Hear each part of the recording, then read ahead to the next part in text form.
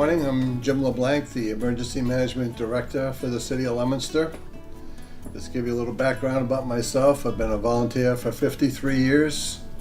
Appointed recently as permanent director. July 1st was the starting point, you might say. But today we're going to talk about how we repurposed a industrial building used to make potato chips. Try some potato chips. I think you're going to find it very interesting at how we were accomplished this and how well we were able to fund it with minimal cost to the city. Basically done with volunteers and trade school kids. Now keep in mind the purpose of this facility is to be a backup to first responders, whether it be police, fire, and to also mitigate any situation out there that may involve dams, preparation for nursing homes, elderly. We concentrate basically on the elderly because they're the most vulnerable, and we also have to make sure that the citizens are well protected. I think you'll all remember the 2008 ice storm and how we reacted to that, and shortly we're going to show you just how quickly we were able to respond to that major incident. And now we can go on a little tour of the facility and get to see what's the little gem you have in the city of Leominster. We'll first go out to the truck room floor so you can see some of the backup equipment that we have.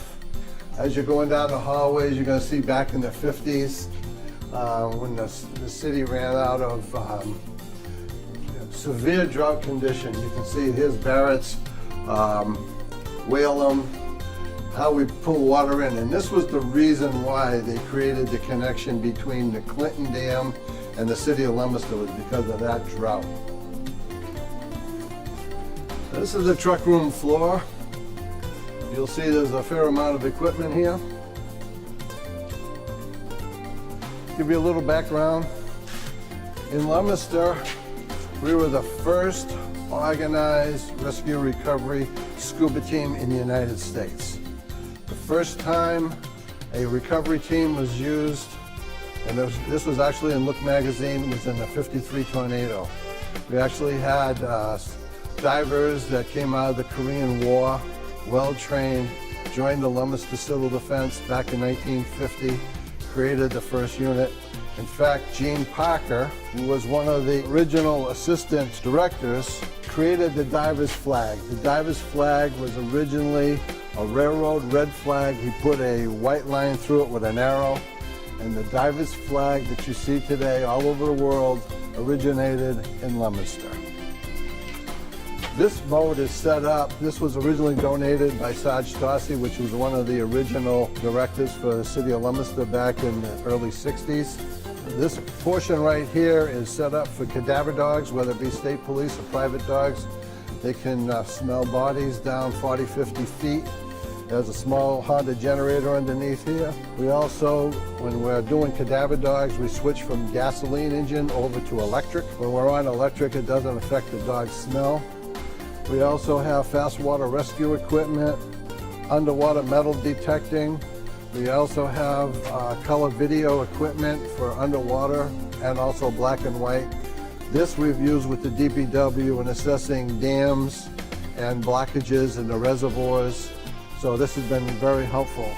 Right now, in the 60s and 70s, we were heavily active all over New England as a recovery team. But fire departments right now have got their own initial response scuba teams, which is a great asset, puts the teams out there.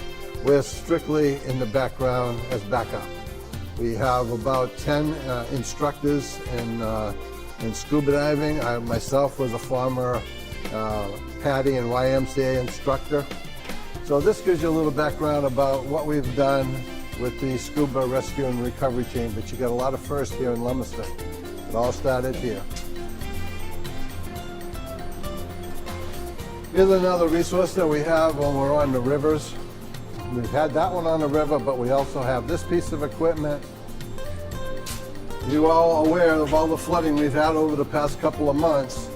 This automatic sandbagger, we would roll it out on the floor here, DPW comes over, drops in a load of sand with their loader, and we'll fill 250 sandbags in less than an hour. We use the Sheriff's Community Service Program. We also have used Troop 11 Boy Scouts. So we try to be very interactive with the community when we got situations like this. Here we have a couple of lighting plants. This bulb will go up 18 feet. We got 1,000 watts of lighting on each of the 4 lamps. I got 4,000 watts. I got another lighting plant to the back. Just recently used to light up the trunk and treat up at the high school for safety of the kids. As we move along, you can see we have 12 pump kits. We're pumping cellars out. These are bigger pumps in the range of 500 gallons a minute. The smaller pumps are used for pumping small amounts in cellars. As you can tell, we just did more sandbags in the last day. A lot of this was at the Boy Scouts. From the 2008 ice storm, you can see a series of generators. We currently have 50 generators. In the 2008 ice storm, we were powering up all the city street lights for safety at all the intersections, and a lot of people, we chained them to each intersection, and people would pull up and plug in their cell phones. We have a lot of capability here. Some years ago, we donated a hovercraft. We purchased a skirt which was missing. This is basically in service at no cost to the city. That generator powered the whole building for almost 3 weeks in 2008. That was taken out of a civil defense hospital from the 50s and basically had no hours on it. So we mounted it on a trailer and we used it to power this building. And since then, we've gotten a generator. This one over here, the 2008 ice storm, we can't get paid as volunteers. We were able to take all the volunteers' hours, and we turned all our hours in and got a $23,000 generator for the city at no cost. Here we have an emergency field operation, it's support. This has a 40-foot by 20-foot tent in it. It also has cutting torches, generators, workbenches. We're able to go into severely depressed areas like from a tornado or what have you, and we can actually set up and make effective operations. This truck behind you here, we got 2 years ago. We purchased it from Lancaster Fire Department. This is one of our newer trucks, part of our operations support unit. Those 3 trucks are basically operations support. It can cover anything from pumping calls to sandbag calls to cutting trees to you name it. We have to be able to be in a support role. We're not first responders, we're not the fire department, we're not the police, but we do have to be capable of managing disasters. This rehab truck in 1968, this was built by us. 4 volunteers built this truck out almost 30 years ago, so 1968. Picked up a bunch of donations. This truck served at the fire in Worcester 24 hours a day for 7 days to make sure that those firefighters were fed while they're doing the recovery operations. It has 8-burner stove, it has refrigeration, it has hot water. It's a ServSafe certified truck. And for 1968, it does pretty well. This truck right here is our most recent truck. Again, part of the operations unit. This truck has got multi-purpose. Recently, we used it on pumping calls, sandbag calls. It's a 3/4 ton, so we can put a full 50 bags of sand on the back end of this truck, and it can handle it.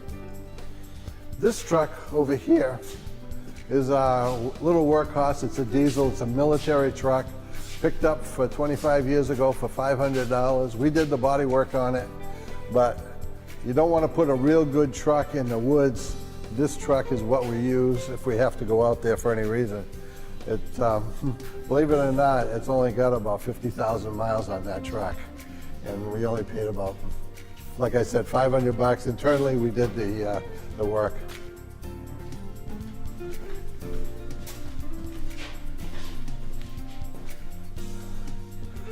I had the sheriff's crew come in here and painted all of these beams, painted all the sprinkler system, cleaned the floor out, moved out. I got 180 stretchers here. I got 160 cots. And this is right above you. I got 15 inches of steel beams and 8 inches of concrete. So it's I consider it to be a bunker area.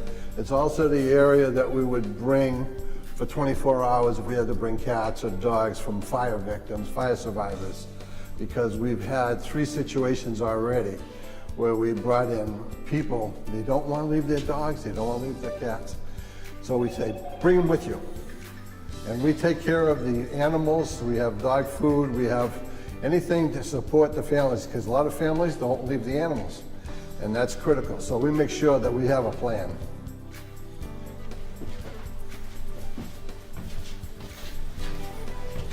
This here is a power distribution panel that we tie into this big generator if we had to go supply a large area with a lot of power.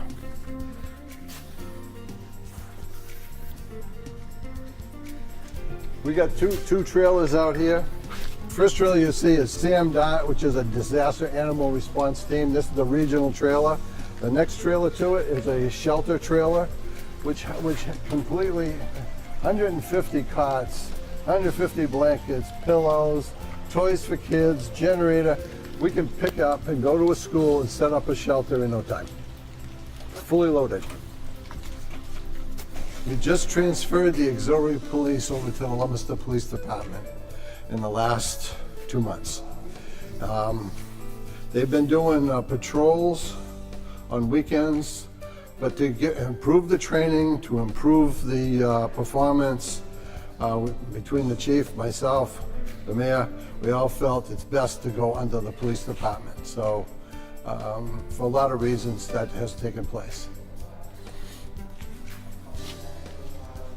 Now as we move upstairs, you can see we have a lot going on here.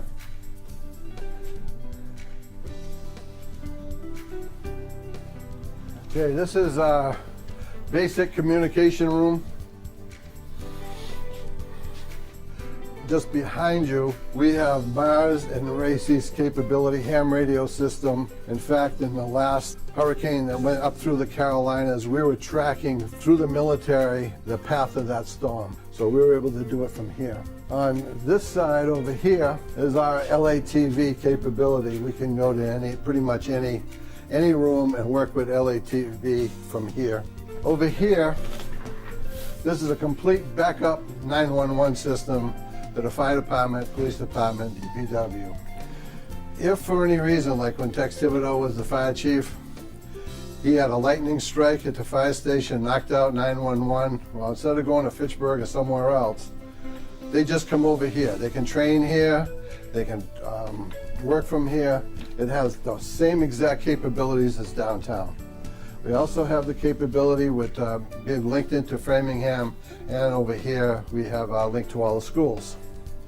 Up above, you're going to see all the different capabilities that we have as far as security of the building. We also can monitor, if we had to, under emergency conditions, we can monitor inside and outside the schools. Over here, we're able to also link directly to LATV. As I said, that's being upgraded.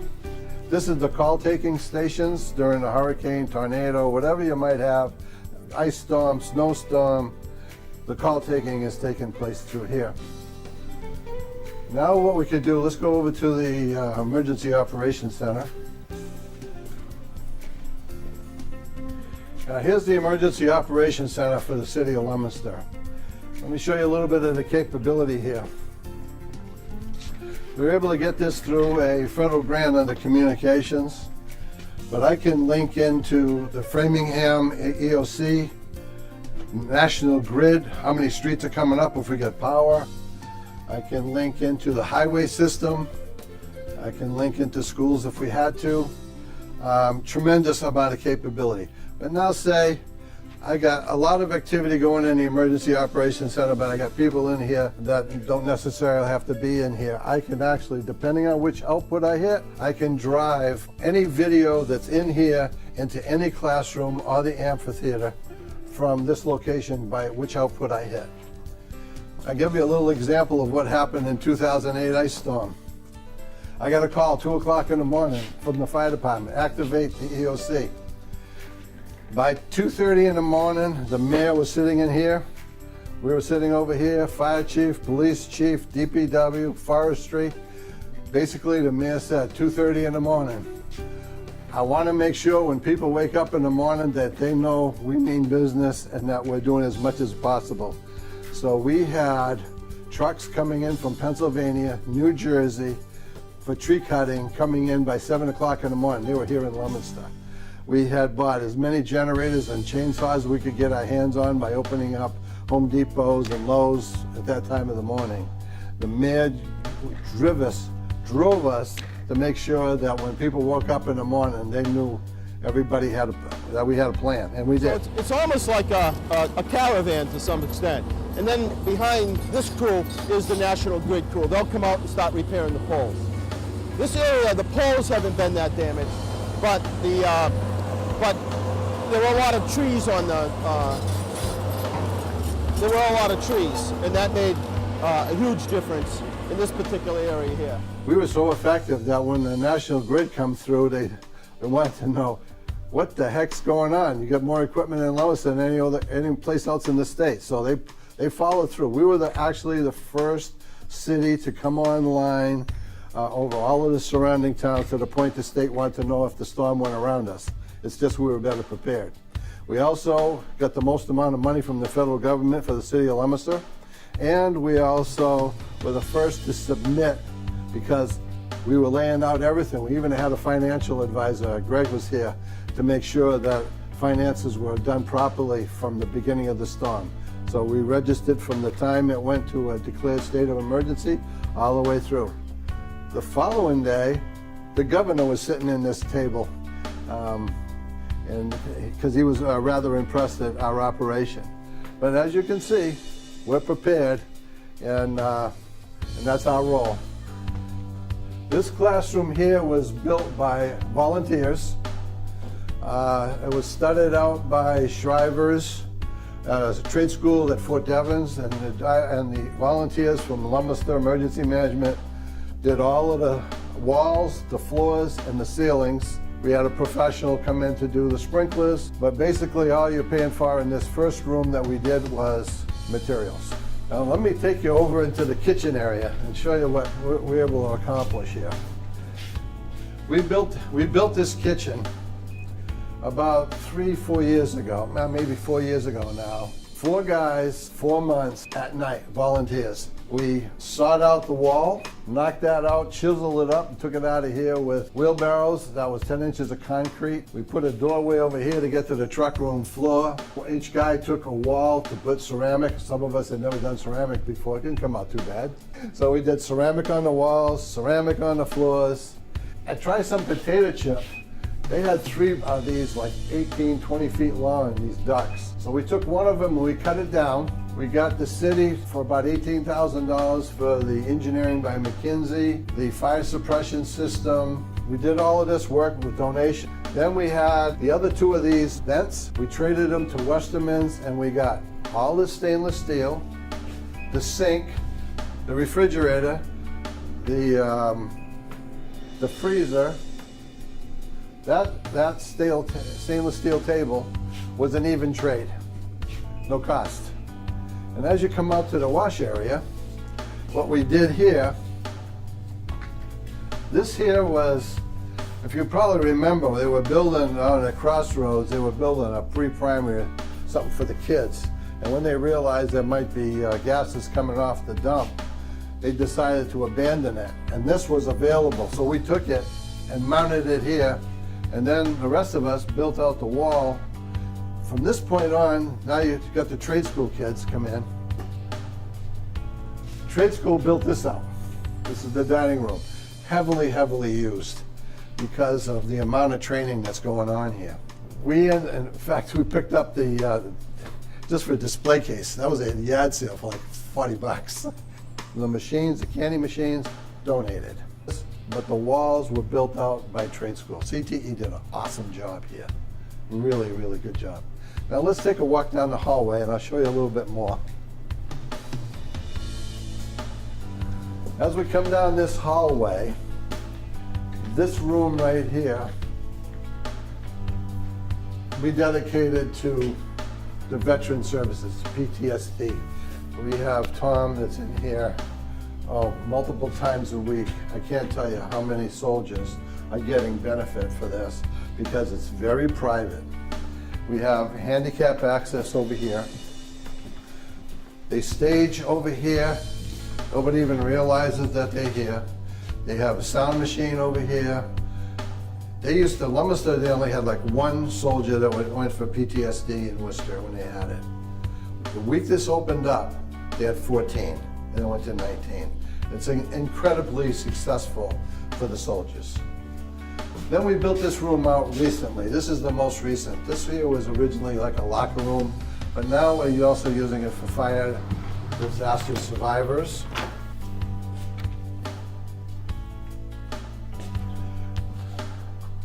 It's hard to believe, but there's only $5,000 in this room. I'm going to show you the kind of bathrooms that are here. This is our trade school. Handicap access, 2 of these. One's for men, one's for women. Everything is set up for handicap.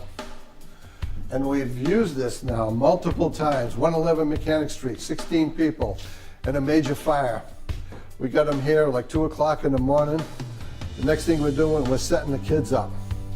We put them in cots, we get them in blankets, pillows, we gave them some games, we gave them teddy bears. Some of the women that came in and the men, we had clothes for them. We have all different sizes.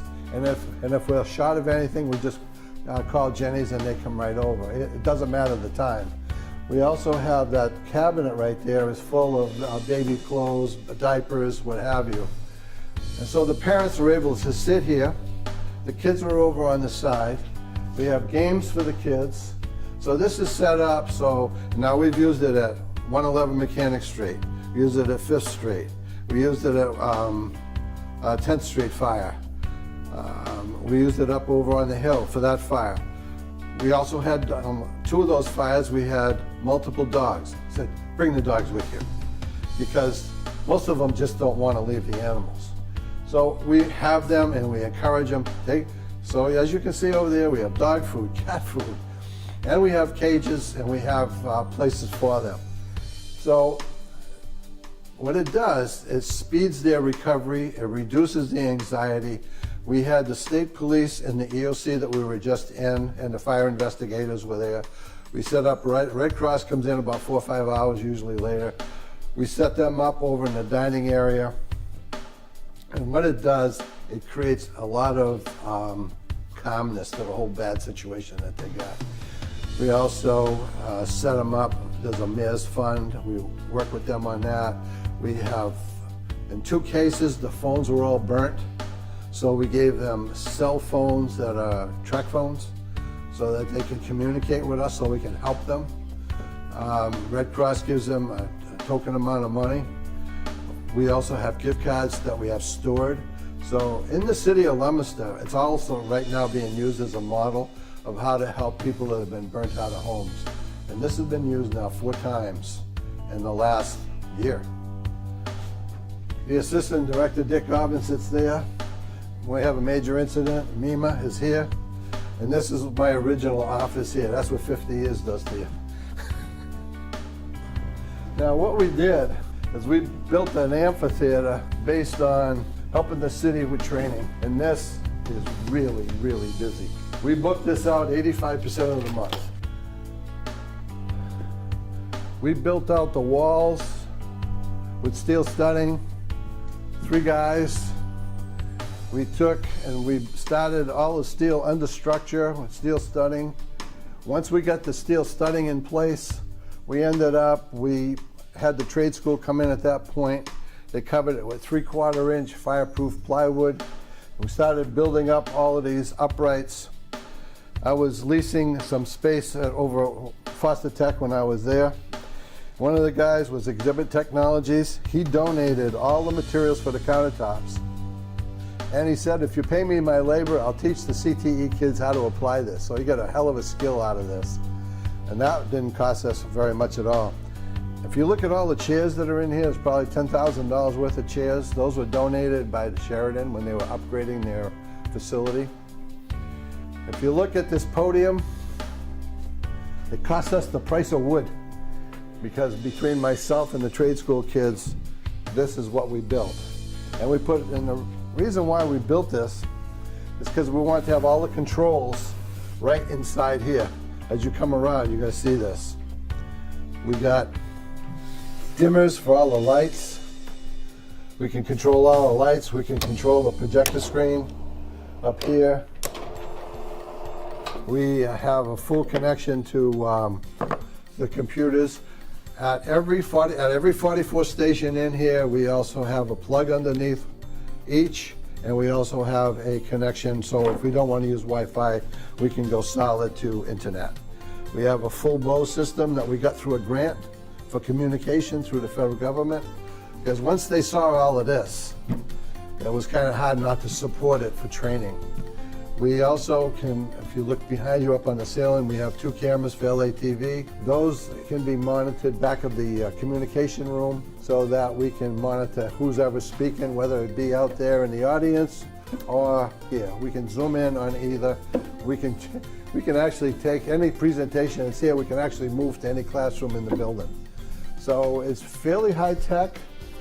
I can tell you, I had a Chicago fire chief in here 2 weeks ago. He's retired. He goes, "How did you guys pull this off?" He said, "I was a Chicago fire chief and we didn't have anything as nice as this." I said, "Well, a lot of dedicated people in Leominster, a lot of hard driving individuals, and you got to have a vision." I think we're pretty lucky in Leominster that we have vision. I don't care if it's the mayor, the city council. I mean, even my grandfather was the mayor. So it's in the family. I got, brothers in the fire department. I got a brother who's a fire chief. Another brother's, kind of a champion in Firefighters Combat Challenge. So it runs in the family. I'm having fun. For a guy in his 70s, I'm kind of filling out my bucket list, you might say. So 53 years in industry, and now I'm able to do this job, and I'm actually enjoying it. So I think the city of Leominster has now gained a whole lot in how we train our people. Fire department, I can tell you, was doing a 12-week recertification course on EMTs. Police department has been running specials on their programs for their retired police officers that are also getting additional training for traffic duty. DPW is tying this, has this facility tied up for an OSHA program. Schools using it. Fire victims, fire survivor program is using this constantly. So it's an asset that not many people realize. I think now they're going to see it once this goes on the air. And it's what you have for a resource. Not many, even the neighbors, I brought the neighbors in here and they were rather surprised because they said we couldn't understand why state police cars, because it's canine train here with the dogs. And you might, not unusual to see 8 or 10 state police cars or a bunch of regular police cars or have the whole street lined with fire trucks. And now you'll see that the house next door, which has been bought by the city, will turn into a parking lot. So we have more organization. I can tell you, in the snowstorm of 2008, when the state came here and saw how organized the city was, they ended up, we mobilized from the National Guard. The National Guard was here. We brought in a Boston Hospital Task Force ambulance team, which was dispersed to all the area cities from here. So this became a hub, a regional center, even though we weren't a regional operation. But we reacted that way and they used it that way. So I think the city, citizens of Leominster are going to be proud of what's here. I know I am.